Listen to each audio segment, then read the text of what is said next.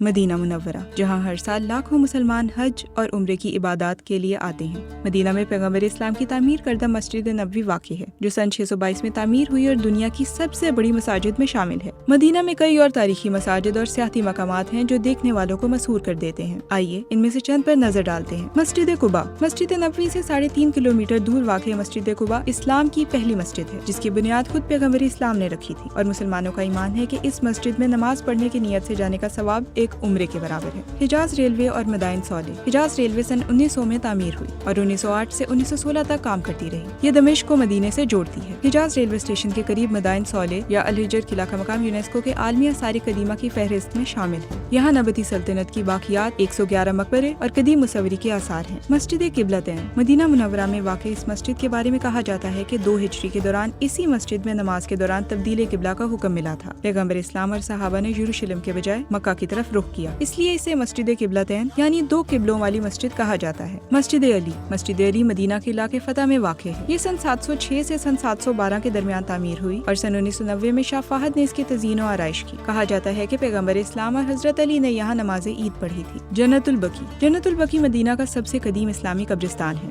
جہاں اصحاب، اہل بیت اور دیگر شخصیات مدفون ہیں۔ یہ مسجد نبوی کی مشرقی سمت میں واقع ہے۔ مسجد نبوی کی آخری توسیع میں قبرستان اور مسجد کے درمیان مکانات منہدم کیے گئے۔